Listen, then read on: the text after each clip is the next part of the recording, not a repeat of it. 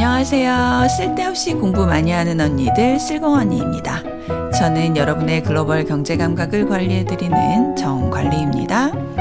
안녕하세요. 저는 여러분과 함께 경제 공부하는 최열정입니다. 네, 안녕하세요. 조금 긴 휴식을 하고 돌아왔는데요. 네. 원래는 2주가 계획이었는데 제가 갑자기 좀 멀리 다녀와야 할 일이 있었어요. 네. 그래서 본의 아니게 좀 자리를 오래 비웠습니다. 죄송합니다. 네. 처음 저희가 진짜 여름 휴가를 제대로 보낸 것 같아요. 네, 맞아요.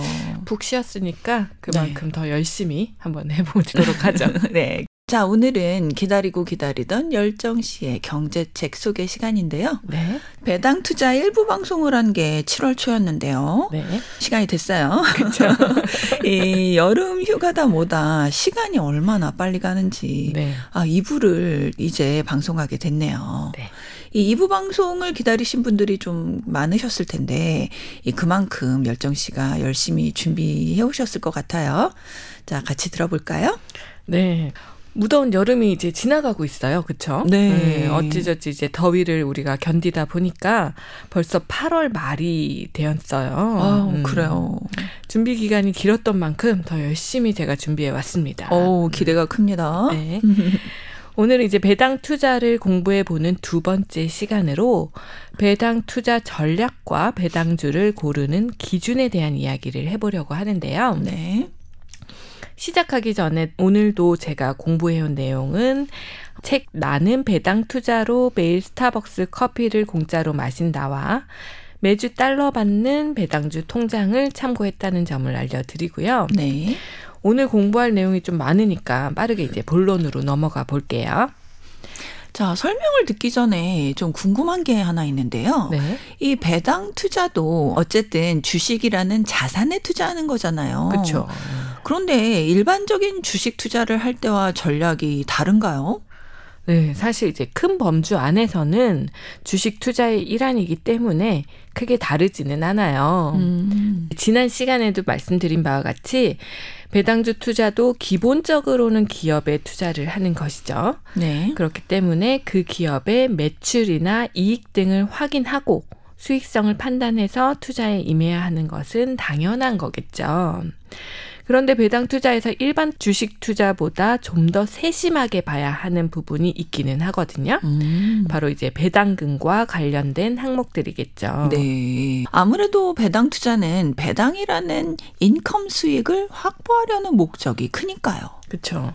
그래서 이제 배당 투자를 할 때 어떤 의사결정 과정을 거치는지 그 단계부터 차근차근 설명을 드리면서 일반 주식 투자와는 다르게 또 어떤 항목들을 좀 더 면밀히 확인해야 하는지를 같이 살펴보도록 할게요. 네. 우선 이제 배당 투자 실행에서 첫 번째 의사결정 단계는 투자의 목표를 설정하는 거예요. 투자자인 내가 얼마의 돈을 얼마의 기간 동안 투자할 것인가를 정하는 거죠. 네. 즉 이제 투자금을 일시금으로 큰 돈을 넣을 건지 아니면 매달 또는 매년 적립식으로 투자를 할 건지 아니면 또 투자 기간은 단기로 할 건지 아니면 장기로 할 건지를 결정하는 건데요. 이 모든 세상 만사와 비슷하네요. 첫 번째 시작은 골 세팅. 그죠? 그렇죠. 맞아요. 골을 세팅하는 거. 첫 번째 단계는 역시 일반 투자하고 비슷하네요. 그렇죠. 비슷하죠. 다만 이제 하나의 특이점은 투자 기간을 설정할 때 요 단기라는 것의 의미가 원금을 회수한다는 것보다는 일정 금액의 현금 흐름이 매월 필요한 시점, 배당금을 수령하는 게 필요한 시점이 단기간 내에 있다라고 생각하시면 될 것 같아요. 이게 무슨 말이냐면 예를 한번 들어보면요. 곧 은퇴 예정인 사람이라면 일정 액수의 배당금 수령이 당장 필요한 거잖아요. 네. 이런 경우 배당 투자에서는 투자 기간을 단기로 본다는 뜻이고요. 네.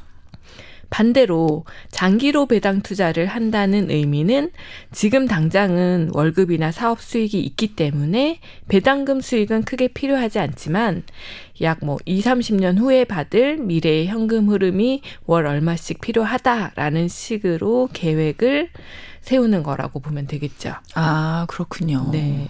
이렇게 가장 먼저 나의 투자 목표를 설정을 했다면요. 두 번째 단계로는 실제로 내가 투자해야 하는 배당주 종목을 선택을 해야 하잖아요. 네. 배당주 종목 선택의 기준은 일반 성장주나 가치주 선택과는 조금 차이가 있는데요. 배당주를 선택할 때 기준으로 삼아야 하는 지표가 네. 3가지가 있습니다. 아, 그렇군요. 저 같은 경우에 네. 초짜 시절에 왜 주식에 보면은 배당 임박한 주들 보여주잖아요. 띄워주잖아요. 근데 그런 거 그냥 아무 생각 없이 단타로. 네. 그런데 이렇게 3가지 원칙이 있었네요. 네, 한번 들어볼까요? 네. 네. 첫 번째 지표는 바로 현재의 배당률인데요. 네. 투자 대상 기업의 배당 성향은 어떤지, 배당 수익률은 어떤지를 확인해야 하는 거죠. 네. 배당 성향과 배당 수익률은 확인해야 한다라고 좀 말씀하시는데 두 개의 차이가 뭘까요? 이 배당 성향은 기업의 단기 순이익 중 지급된 배당금 총액의 비율을 뜻하거든요. 그렇죠. 즉 이 회사가 올 한 해 벌어들인 순수익 중에서 얼마의 배당금을 지급했냐를 확인하는 지표예요. 그러니까 이제 배당 성향이 높을수록 네. 배당의 후한 기업, 벌어들인 이익을 주주에게 많이 돌려주는 기업으로 평가를 받을 수 있겠죠.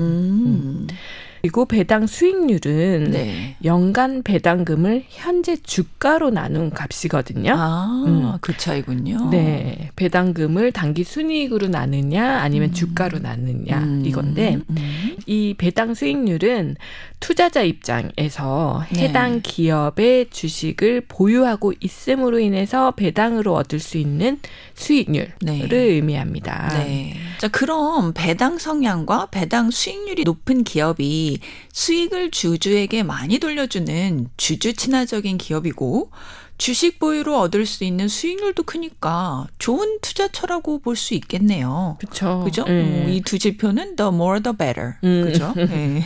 근데 일반적으로는 그렇게 해석을 할 수 있는데요. 그런데 여기서 주의할 점이 배당 성향이든 배당 수익률이든 무조건 크다고 좋은 것은 아니라는 거예요.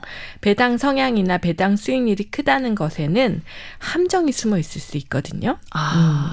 우리 지난 시간에 했던 얘기하고도 약간 좀 맞아요. 통하는 면이 있는 것 같은데요. 그렇죠. 배당주가 무조건 배당금이 크다고 좋진 않다라는 얘기가 있었죠.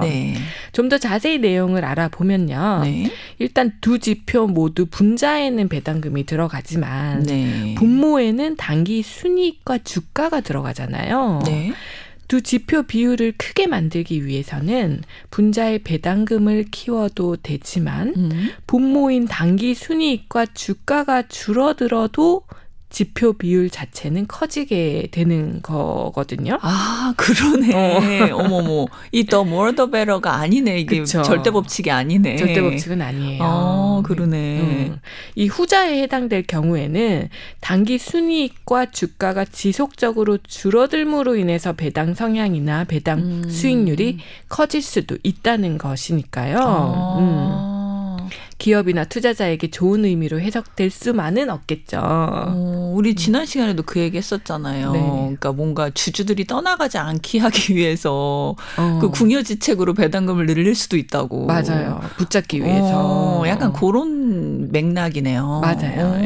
그래서 요 현재 배당금과 관련된 요 지표들을 볼 때는 좀 더 주의해서 어떤 속사정이 있는지를 봐야 되는 거죠. 아, 그러네요. 속사정을 잘 살펴봐야 한다. 그러니 이제 배당 성향과 배당 수익률 지표를 볼 때는 구체적으로 어떤 항목이 움직임이 있는지를 자세히 살펴보는 게 좋고요. 배당 투자를 위한 종목 선택 시 확인해야 하는 두 번째 기준은 바로 배당 성장률인데요. 배당 성장률은 일정 기간 동안 해당 기업의 배당금이 성장하는 비율을 뜻하죠. 즉 이 기업이 배당금을 계속해서 증가시키고 있는지를 확인하는 지표인 건데요. 네. 일반적으로 기업이 지속적으로 배당금을 늘려가고 있다는 의미는 배당금을 줄 수 있는 여력, 그러니까 순이익이 늘어나고 있다라고 해석할 수 있어서 투자자에게는 그린라이트인 셈이죠. 그래서 이 배당을 지속적으로 늘리는 회사들은 투자자들의 관심을 끌 수밖에 없는데요. 네. 언니도 들어보셨을 거예요. 네. 배당 귀족주, 배당 왕족주 같은 용어들이 있거든요. 왠지 왕족주가 더 좋을 것 같은데. 그렇죠. 귀족보다는. 들어봤는데요. 네. 근데 정확한 기준은 사실 왕족과 귀족을 나누는 기준은 모르겠네요. 네. 네. 제가 설명을 해드릴게요. 네. 배당 귀족주는 25년 이상 연속으로 배당금을 인상하면서 S&P 500 지수에 포함된 기업들을 의미합니다. 25년이면 꽤 긴 기간인데요. 그렇죠. 맞아요. 25년 살아있다는 것만으로도 대단한 기업들이죠. 그렇죠. 아이가 태어나서 성인이 된 기간인데. 그죠? 네. 이 배당 귀족주에는 쉐브론, 타겟, 맥도날드, 엑선모빌 같은 기업들이 포함이 되고요. 익숙한 기업들이네요. 그쵸, 소비재 기업들. 맞아요. 그리고 이 배당 왕족주는 기준이 좀 더 엄격한데요. 네. 50년 이상 연속으로 배당금을 인상해온 기업들을 일컫는 용어예요. 그러니까 거의 2대에 걸치네. 그죠? 그러니까 할아버지 할머니 때도 배당을 받았는데 엄마 아빠도 배당을 받은 기업. 그죠? 그것도 꾸준히 늘려가면서. 그러네. 우리가 흔히 아는 P&G, 코카콜라, 존슨앤존슨 등의 기업이 이 배당 왕족주에 포함이 됩니다. 워렌 버핏 할아버지가 좋아하는. 그러니까 지속적으로 성장을 하면서 굉장히 안정적인 그런 기업들이죠. 그러네요. 네. 이 배당 왕과 귀족은 이 오랜 기간 동안 꾸준한 수익성을 유지하면서 또 위기 속에서도 배당금을 계속 늘려온 기업들이잖아요. 그렇죠. 그러니 안정성이나 수익적인 면에서 모두 매력적인 투자처다라고 볼 수밖에 없겠네요. 그렇죠. 투자자 입장에서 보면 특히나 이제 장기적으로 배당 투자를 하겠다라는 목표를 수립한 그런 투자자라면 네. 지금 당장의 현금 배당률보다는 계속해서 배당 성장이 지속될 기업에 투자하는 것이 훨씬 유리할 수 있죠. 이러한. 그러네요. 그리고 여기서 이제 이야기하는 배당금 성장이 지속될 기업에는 배당 귀족과 왕족주에 너무 국한해서 볼 필요는 없을 것 같기도 해요. 사실 이미 배당 왕, 귀족 여기에 포함된 기업들은 네. 안정성이 굉장히 높은 기업이라 가지고 네. 성장률만 놓고 보면 아주 드라마틱하게 높지는 않거든요. 그렇죠. 그런데 이제 빅테크 기업 중에서도 배당 성장률이 큰 기업들이 있기 때문에 다양한 기업들의 배당 성장률을 좀 살펴볼 필요가 있습니다. 빅테크도 배당을 많이 주는 기업들이 있나 봐요. 그렇죠. 이 성장주라서 배당은 좀 아끼지 않을까라는 그쵸. 생각을 했었는데. 그죠. 투자로 다 쓸 것 같다라는 네. 그런 이미지가 있죠. 네네. 지금 당장의 배당은 크지 않지만 배당 성장률 측면으로 이제 검토를 해보면 꽤 매력적인 기업들이 있다고 해요. 네. 책이 나온 예시를 하나 들어보면요. 네. 브로드컴이라는 기업 아시죠? 유명하죠. 네. 이 미국의 대표적인 통신 반도체 기업이잖아요. 그렇죠. 최근에는 AI 반도체 기업으로 분류되면서 기술 성장주 중 하나로 분류되죠. 그렇죠. 이 브로드컴은 성장성 못지않게 배당을 많이 주는 주주 친화적인 기업으로도 유명하다고 하거든요. 네. 2013년에 브로드컴의 주당 배당금이 0.88달러였다고 해요. 그런데 10년 뒤인 2022년 말 기준으로는 16.9달러까지 배당금이 올랐어요. 거의 20배인데요? 10년간 거의 1820% 배당금이 증가한 거고요. 네. 연평균으로 보면 41.2%의 배당 성장을 보여준 기업이라고 책에 설명되어 있습니다. 그러네요. 즉 브로드컴 주식을 1000주 가지고 있었다면 2013년에는 연간 한 약 100만 원 정도의 배당금을 받을 수 있었다면요. 2022년에는 연간 2천만 원 이상의 배당금을 받을 수 있는 거거든요. 확인을 해보니까 23년에도 주당 뭐 $20 정도의 배당금을 지급했더라고요. 네. 그러니까 계속해서 성장을 하고 있기는 한 것 같아요. 그래서 제가 가정을 좀 해봤어요. 네.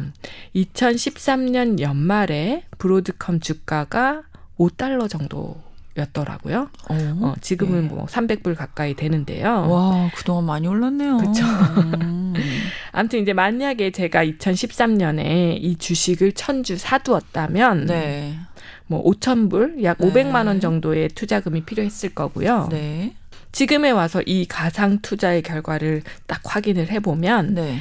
시세 차익은 뭐 말할 것도 없이 어마어마합니다. 네. 지금까지 가지고 있었다면 약 29만 불. 네. 뭐 4억 이상의 자산이 되었겠죠. 그러네요. 거기다가 이제 배당까지 매월 약 200만 원 이상이 나오는 거니까 이것만 해도 사실 500만 원 투자해서 은퇴 준비가 끝났다라고도 볼 수 있는 건데 굉장히 아쉽죠. 그러게요. 뭐 2013년에 제가 브로드컴이라는 회사를 알지도 못했으면서 괜히 네. 배가 아파가지고. 결과론적인 이야기죠, 뭐. 맞아요. 네. 이렇게 보니까 배당 성장률을 포함해서 주식 투자에서 이 성장률이 왜 중요한가 알 것 같아요. 맞아요. 이 배당 성장률을 기준으로 기업을 평가해보면 네. 향후 뭐 10년, 20년 후에 미래에 받게 될 내 배당금 수익이 얼마나 증가할지 확인해 볼 수 있겠죠. 마지막으로 배당 투자 시 확인해야 하는 기준은 바로 미래 배당 금액인데요. 앞에서도 이제 잠깐 언급이 되었지만 네. 나의 투자로 인해서 내가 실제로 배당금이라는 인컴 수익이 필요한 그 시점에 네. 받게 될 예상 금액을 미리 한번 계산을 해보라는 이야기예요. 그러니까 뭐 과거의 트렌드를 기본으로 해서 계산하나 보죠. 그렇죠. 계속 성장률이 어느 정도 지속되고 있다라는 점을 감안해서 이렇게 계산을 해보는 건데요. 네. 중요한 점은 이 미래 배당 금액은 투자 시작 시점에 딱 한 번만 예측을 해보는 게 아니라 내 시뮬레이션에 적용된 뭐 과거 이제 성장률이라던가 여러 지표들의 실현 가능성을 또 다시 확인을 하면서 주기적으로 점검을 해보는 것이 필요하겠죠. 그렇죠. 그 회사가 이제 과거까지는 이랬는데 이게 이제 사실 어떻게 변할지는 모르잖아요. 그렇죠. 맞아요. 네, 앞으로. 그래서 성장률이 둔화가 되었다면 좀 조정도 필요할 수도 있고요. 네. 그러니까 요거는 주기적으로 계속해서 내 포트폴리오를 확인을 해봐야겠죠. 맞아요. 네. 이 정리해보면 배당 투자는 1단계로 투자 목표를 설정하고 2단계로 배당주 종목을 선택하는데 이때 현재 배당률, 배당 성장률, 미래 배당 금액 이렇게 세 가지 지표를 봐야 한다. 이거네요. 그렇죠. 맞아요. 그리고 마지막, 드디어 마지막인데요. 3단계는 뭔가요?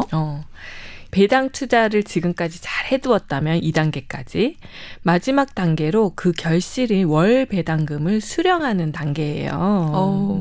듣기만 해도 기분 좋아지는. 그치, 뭔가 네. 돈을 받으면 되는 거니까. 그런데 네. 이 수령 단계에서 주의해야 할 포인트는요. 바로 배당금 재투자입니다. 항상 고민돼요. 그죠? 네. 맞아요. 적금도 끝났을 때 되게 고민되잖아. 이걸 다시 내가 투자하면 좋겠지만 쓰고도 싶고. 여행을 가야 되나. 백화점을 가야 하나. 지금 당장 이제 내 생활에 필요한 자금을 배당금으로 충당할 필요가 없는 사람. 그러니까 장기적으로 배당 투자를 이어갈 사람이라면 네. 일부에서도 강조드린 바와 같이 배당금 재투자를 통한 복리의 효과를 극대화하는 것이 배당 투자를 더욱 성공적으로 이끌기 위한 조건이 되겠죠. 근데 사실 아까도 말씀드렸지만 배당금을 받으면 쓰고 싶은 마음이 들 것 같아요. 그렇죠. 특히 처음 받을 때는 괜히 공돈 같잖아요. 사실 내가 투자한 건데. 그리고 되게 큰 금액이 한꺼번에 들어오면 그런데 맞아. 조금 들어왔는데 이거를 뭐 재투자하기는 뭐 하는데는 뭐 맛있는 저녁이라도 한 끼 먹을까? 치킨 시켜 먹을까? 이런 생각이 들거든요. 맞아요. 누구나 그런 마음이 드는데요. 그래서 책 이제 나는 배당 투자로 스타벅스 커피를 공짜로 마신다의 저자는 지치지 않고 투자를 지속하기 위해서는 동기부여도 반드시 필요하기 때문에 배당금이 내 소비를 충당하는 모습을 직접 체험해 보는 것도 괜찮다라고 말하고 있기는 해요. 그래요? 조금 추상적인데. 네. 이 말을 좀 설명을 드리면 네. 제목 그대로 어떤 주식에 투자해서 배당금을 받게 된다면 네. 한 달 스벅 커피값은 그 기업이 매달 내주는 거다. 이 배당금 수입으로 이제 한 달 스벅 커피값이 충당이 된다라고 네. 생각을 하면서 스벅을 여유롭게 이용을 하는 거죠. 그럼 기분이 좋지 않을까요? 네, 저 같은 경우에 뭐 카드 회사하고 스타벅스하고 연계된 카드를 쓰고 있거든요.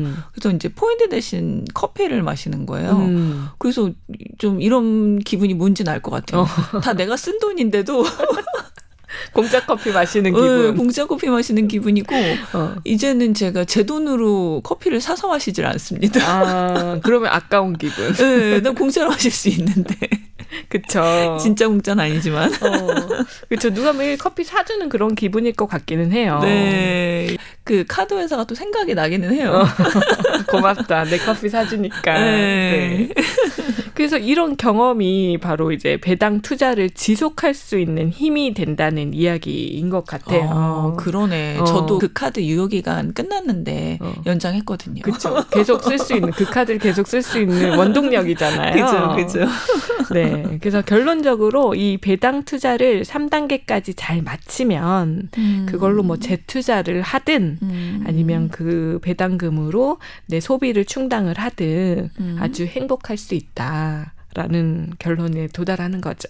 맞아요. 이 배당 투자의 장점이 일단은 현금이 내 통장으로 들어온다는 거예요. 맞아. 그죠. 이 주식은 아무리 올라도 이게 unrealized gain이잖아요. 맞아. 그죠? 내가 뭔가를 파는 매도 행위를 하기 전에는 실현이 안 된 이익이야. 미실현 손익이라고 하죠.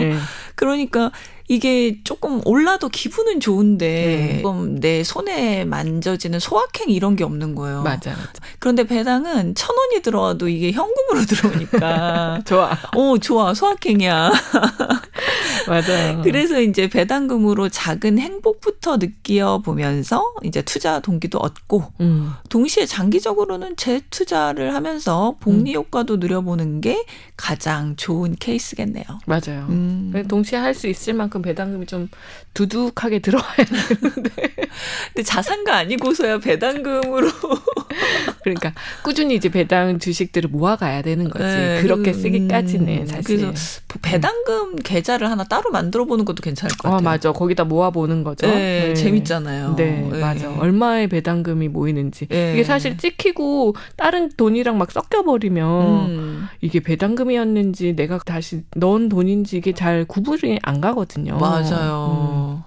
이렇게 배당 투자의 3가지 단계를 짚어보면서 배당 투자에서 알아야 하는 중요 개념들을 지금까지 좀 살펴봤는데요. 네. 앞에서도 이야기를 했지만 다시 한번 강조를 좀 드리고 싶은 부분은요. 네. 배당 투자 역시 주식 투자의 일부이기 때문에 배당 관련 지표들, 제가 알려드린 이 지표들만 살펴보고 투자에 바로 임해서는 안 됩니다. 맞아요. 사실 주식 투자로 우리가 기대하는 최종 수익은 배당 수익도 있지만 시세 차익도 있잖아요. 맞습니다. 이 두 개의 합이거든요. 맞아요. 배당 투자를 한다고 해서 그 기업의 수익이나 미래 성장성을 아주 무시하고 투자하는 것은 바람직하다고는 볼 수 없겠죠. 맞아요. 언니가 얘기한 대로 그 배당금 내일 배당 들어온다고 그 주식을 바로 이제 샀다가 그런 거는 하면 안 되는 거지. 그치. 근데 주가가 떨어졌어. 이러면은 이게 소용이 없는 거야. 소용이 없어. 맞아요. 내 초짜 시절 실수죠. 맞아요. 그리고 이제 내 은퇴 자금을 위해 배당 투자를 열심히 하고 있는데 이 옆에서 성장주 투자하면서 뭐 10배, 심지어 100배 이렇게 수익이 났다고 하면 사실 좀 억울한 마음이 들어서 이 배당 투자를 지속하기가 힘들거든요. 맞아요. 그런 마음이 충분히 들 수 있으니까 배당 투자도 장기로 이제 생각을 하신다면 단기적인 이제 배당률보다는 회사의 이익이나 배당 성장률 같은 지표들을 활용해서 장기적인 안목에 투자를 해야 하고요. 또 반드시 이제 배당금 재투자로 복리의 효과도 극대화할 것을 추천한다고 제가 공부한 이 두 책에 모두 강조하고 있으니까요. 참고를 해보시면 좋을 것 같아요. 네.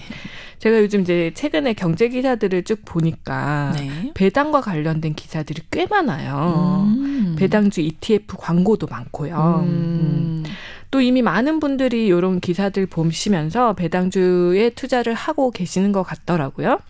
이렇게 사람들이 하니까 따라서 뭐 하는 것도 사실 트렌드에 따르는 거니까 크게 나쁘지는 않은데요.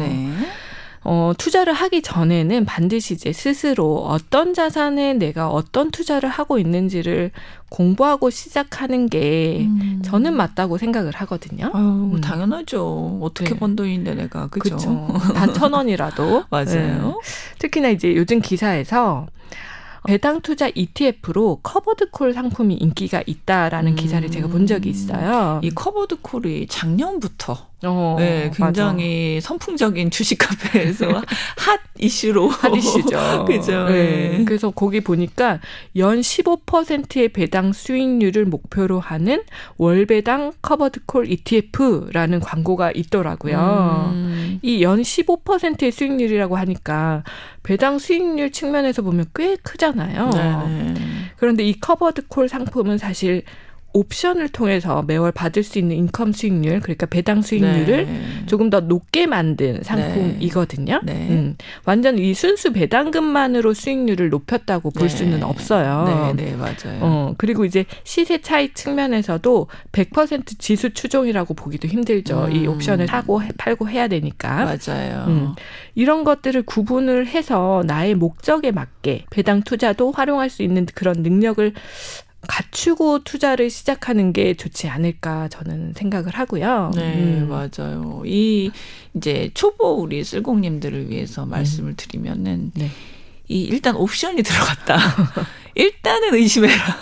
어려워. 앞으로의 사실. 시장 상황에 따라서 굉장히 수익률이 크게 차이 날 수 있다. 맞아. 그걸 생각하셔야 되기 때문에 일단 내가 모른다 이러면은 일단은 조금은 공부 더 하시고 약간 좀 신중한 자세를 가지셨으면 좋겠어요. 이 커버드 콜이 나쁘다는 건 아니에요. 왜냐하면 수익을 많이 보신 분들도 있고. 근데 이제 시장의 상황이나 자신의 투자 목적에 맞는지 판단할 수 있는 힘을 길러야 한다. 맞죠? 그렇죠. 맞아요. 이게 요즘은 배당이랑 커버드 콜이 막 그 상품명에 한꺼번에 나오니까 이게 배당 투자인지 옵션 상품인 건지 막 헷갈리잖아요. 맞아요. 이게 배당만 가지고는 너무 수익이 적으니까 옵션을 섞는 거야. 맞아. 그죠? 그러면서 사실 배당은 안전한 투자인 거에 속하는데 이 옵션이 섞이면서 묘해지는 거지. 맞아요. 이게 마치 홍삼에 소주 타는 느낌. 술은 술인데 건강한 술인가? 약간 이런 느낌이죠. 맞아요. 단기적으로는 인컴 수익률을 극대화하겠다. 나는 당장 월 수익이 필요하다라는 분들은 뭐 고려 대상이 될 수 있겠지만 장기적으로는 굳이 그죠. 맞아. 저도 그렇게 생각을 해요. 그러니까 이제 홍삼 소주 한 잔 정도 마셔볼 수 있겠지만, 그렇지. 몸을 생각한다면 술을 끊는 게 제일 좋은 거지. 그렇죠. 네. 오늘 이제 제가 요즘 유행하는 인컴 수익을 낼 수 있는 배당 투자에 대해서 이제 여러 가지 소개를 해드렸는데요. 오늘 방송에서는 정말 기본적인 내용만 언급을 해드린 거고요. 실제로 제가 추천한 두 책에 보면 배당 투자를 꾸준히 늘려온 기업이나 ETF에 대한 소개부터 배당 투자를 하기 위해서 알아야 하는 정보, 그리고 이 정보를 찾을 수 있는 사이트와 같이 배당 투자에 실질적인 도움을 주는 내용들이 많이 포함되어 있으니까요. 배당 투자에 관심이 생겼다 하시는 쓸공님들은 꼭 한번 직접 찾아서 읽어보시면서 공부하시기를 추천을 드립니다. 오늘 이제 배당 투자를 공부하면서 언뜻 쉽게 생각하면 배당금을 많이 주는 기업에 투자하면 되는 거 아닌가? 라고 생각을 하셨다면 이 오늘 열정 씨 설명을 듣고 제대로 공부를 하고 투자를 해야겠구나 라는 마음이 드셨을 것 같아요. 맞아. 그렇게 생각을 하시면 좋을 것 같아요. 근데 또 너무 어렵게 생각하셔가지고 에이 배당 투자도 어렵다. 포기하자. 이러시면 안 되는데. 맞아요. 맞아요. 뭐든지 네. 이제 안전하게 내가 이제 100% 손해봐도 된다라는 그 금액 안에서 해보시면 되죠. 뭐. 맞아요. 그죠? 네. 공부하면서 배워가면서 네. 투자하면 되죠. 네. 열정 씨가 다음에는 또 어떤 경제 공부를 가지고 올지 또 많이 기대해 주시고요. 네. 실공님들 이제 더위도 이제 앞으로는 조금씩 꺾이겠죠? 네. 꺾여야 됩니다. 네. 자, 그런데 경제 공부에 대한 의지만은 꺾이시면 안 됩니다. 네. 네. 오늘도 실공 언니와 함께 해주셔서 감사드리고요. 다 같이 쓸고 합시다.